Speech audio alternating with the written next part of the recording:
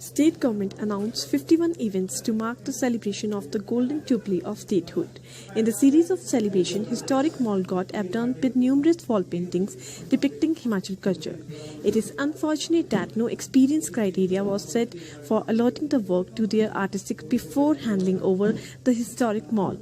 Paintings like Kinnauri couple, Dev themes and Himachal women can be seen on the contrary to the claimed theme allotted by the Himachal government, which is the religious theme. Here is a special report by Himachal Tonight. स्वर्ण जयंती वर्ष मनाया जा रहा है statehood के उपलक्ष्य में। उसमें वॉल पेंटिंग्स हर डिस्ट्रिक्ट्स में की गई हैं। इसमें एक कमेटी का गठन किया गया है सरकार के स्तर से।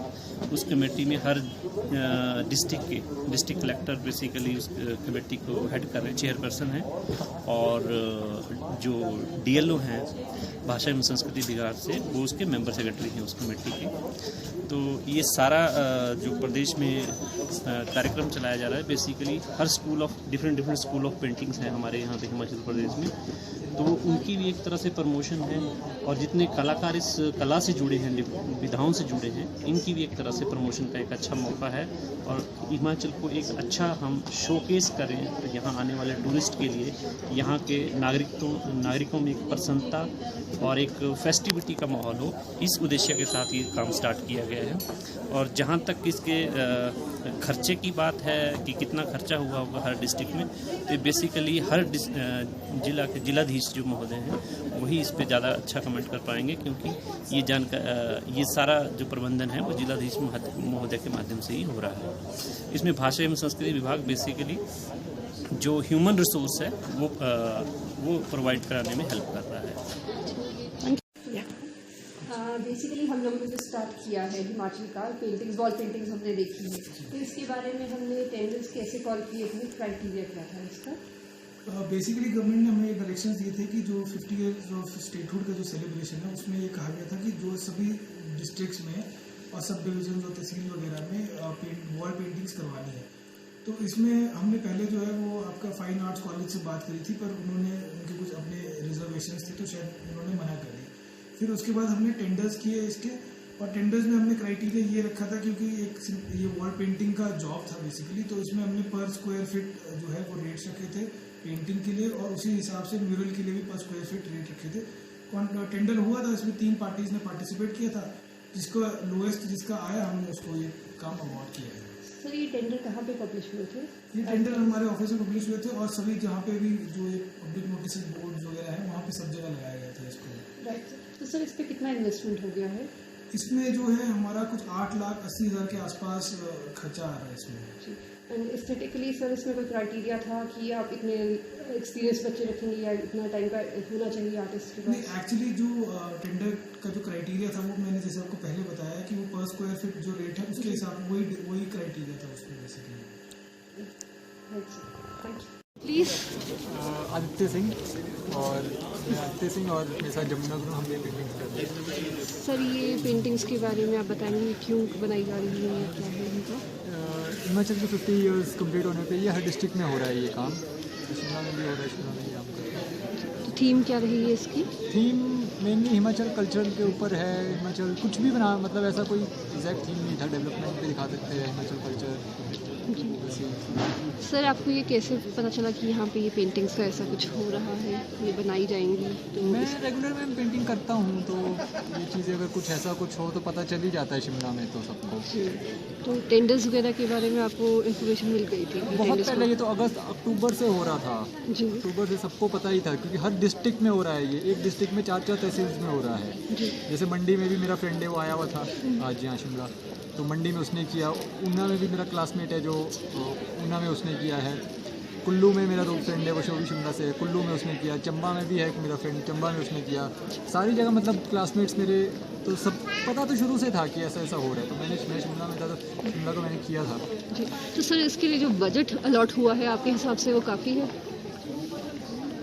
हर डिस्ट्रिक्ट्स में यही रेट्स है, जो 270 रुपीज़ स्क्वायर फीट, 280 यही है। मतलब जो पहले शिमला में हो रहा था वो बहुत कम में हो रहा था, तो उतने में तो हम कर नहीं सकते थे। फिर वो काम भी बहुत मतलब सिंपल टाइप का था, तो इसलिए फिर वो कैंसिल हो गया, फिर हमने शुरू किया।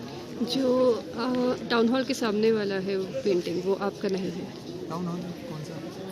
खादी भंडार के ऑपोजिट। नहीं, वो हमारी नहीं है। तो सर उसके बारे में एस्थेटिकली एज एन आर्टिस्ट आपका क्या ओपिनियन है, वो कैसा है? अब रेट कम था तो काम भी वैसा ही होगा जैसे उन्होंने किया। एक दिन से अगर ऊपर वो लगाएंगे तो वो रेट पे तो हो नहीं सकता है काम, उस रेट पे हम भी नहीं कर सकते थे, कलर का ही नहीं निकलेगा फिर। लेकिन वो इस टाइप का काम नहीं होना चाहिए माल रोड पे, बिल्कुल ही आर्ट का अगर देखा जाए वो तो बिल्कुल कुछ भी नहीं है वो, अगर देखें। कहीं ना कहीं आपको ऐसा लगता है संस्कृति के नाम पे वो खिलवाड़ हुआ है, हिमाचली संस्कृति दिखाने के नाम पे? नहीं नहीं, ऐसा कुछ नहीं है, खिलवाड़ क्यों हुआ है? पेंटिंग बनाई है वो तो चलो, वो तो अब जिस टाइप के आर्टिस्ट होंगे जो बजट हो उस हिसाब से होगा। पर एप्रोप्रिएट है आपके हिसाब से वो हिस्टोरिक मतलब माल मॉल पे रोड बनने पे के नहीं, लिए? नहीं उस लिए तो नहीं थी वो। पहले जिन्होंने बनाया उनका पोर्टफोलियो वगैरह देखना चाहिए था, उन्होंने क्या काम पहले किया है, किस टाइप का काम है, कैसे लेआउट्स है, उस अकॉर्डिंगली मतलब काम होना चाहिए। Thank you.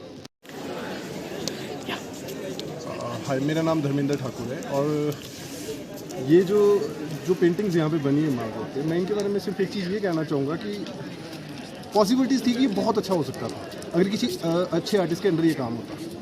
मतलब इसमें काफ़ी टेक्निकली काफ़ी गलतियाँ हैं और जिस हिसाब से मुझे सुनने में आ रहा है कि काफ़ी इसमें इन्वेस्टमेंट हुई है उनको बनाने में, तो उस हिसाब से तो ये काम उस लेवल का नहीं लग रहा है और अच्छा हो सकता था।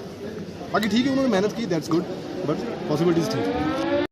जहाँ तक मुझे लग रहा है मैसेज बिल्कुल ही रॉन्ग जा रहा है, क्योंकि यहाँ पे शिमला है, गॉथिक स्टाइल से यहाँ पे गेटी थिएटर बना है और काफ़ी फॉरेनर लोग आते हैं यहाँ पे, स्पेशली यूरोप से। और जब यूरोप से फॉरेनर आते हैं तो यूरोप तो गढ़ है एक आध का, तो जब यहाँ पे ये काम देखेंगे तो कहीं ना कहीं एक मैसेज खराब ही जा रहा है। सॉरी टू से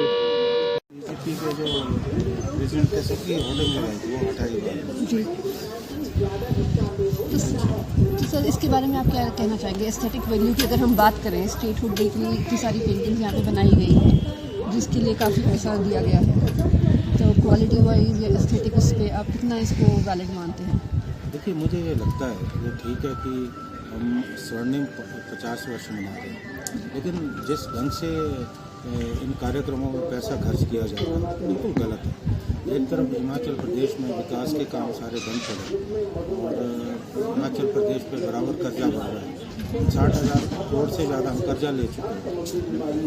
मुझे लगता नहीं कि इस तरह की सेलिब्रेशन पे इस तरह का पैसा खर्च होना चाहिए। और पूरे प्रदेश में इस ढंग से भारतीय जनता पार्टी ने होर्डिंग्स बनाई, उसका कोई मतलब नहीं है, अंधाधुंध पैसा खर्चा जा रहा है।